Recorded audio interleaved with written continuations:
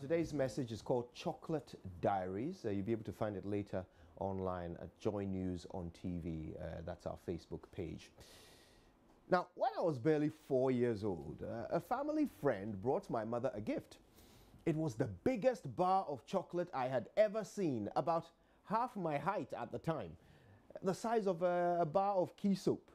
Now, the moment I set my eyes on it, I wanted to eat it so badly, but my mother wouldn't allow it.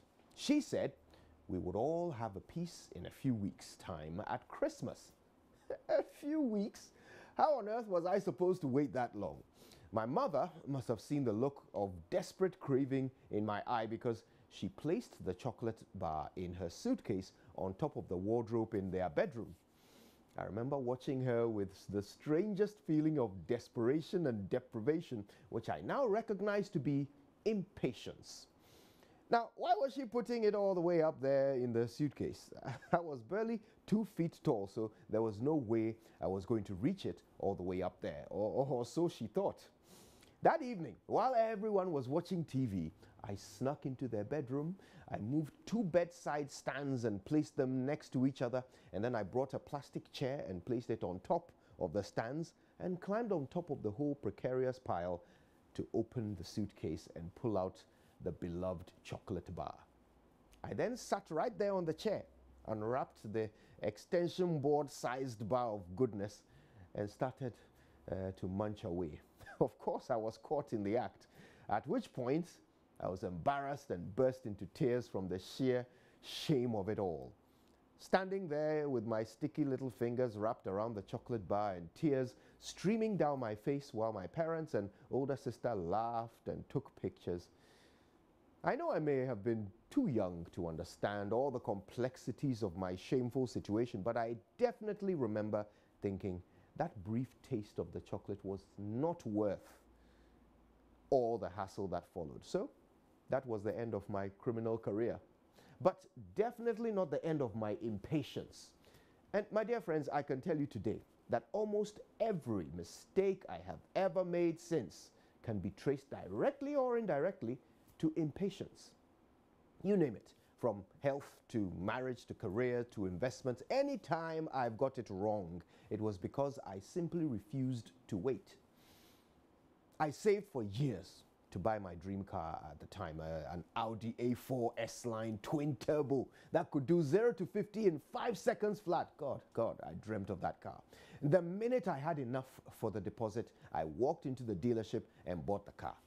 I couldn't wait another minute.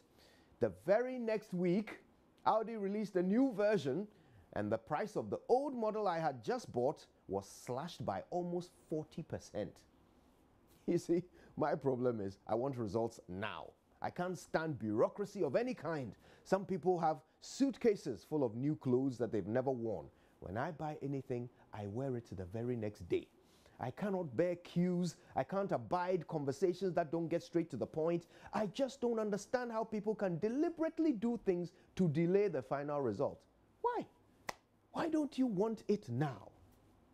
Well, as I mature, I have begun to slowly understand why. You see, good things take time. Time allows thought, and thought leads to discernment. Discernment is the essential ingredient of good decisions. And my friends, you can never have too much discernment. This job has taught me that. Here at JoyNews, we know that it's better to be right than to be first to break the news. And that is why Ghanaians always say, if we haven't heard it on JoyNews, then it's not yet true. That is the result of patience. And it is a key part of what we do here, which is why you, our audience, are the most discerning in society. So, even though I have struggled with patience in my personal life, I have clear evidence of its value in my professional life. And today I want us all to resolve together that whatever we're doing, whatever we're pursuing, whatever we're applying for or aiming at, we will take a minute, pause, and think it through a little bit. Sometimes deliberately delaying the end result is the best favor we could ever do ourselves. Instant gratification is just that, instant. And it's often followed by regret, as the fullness of time reveals the folly of our haste. My name is Kojo Yankson, and I always say, first thought, then action. That's the process, and I will not be rushed through it. Good morning, Ghana. Well, Kojo, that's it. Tomorrow, make sure that the motivation for the next day is shared this evening, so that we get to know. But for all the things that we have to do, we have patience for you. Oh, you're and kind. that is why we want to wait for you to have all the time you want to communicate with us on relevant social media pages. So Facebook is always there for you. JoyNews on TV. We have the patience for Kojo to wait for that motivation for tomorrow and the next day. We also have patience for you to send us those messages, not only on Facebook, but also through our Twitter handle. And please watch us as we have patience for you as we stream through My Joy Online TV, our regular channel on YouTube. All of us here have patience. Mama Viosa Bwaje, Kojo Yankson, Roland Walker, and the rest of the team. You don't see them, so don't worry. We have patience for you. Indeed. Well, we have to bring you the patient news now.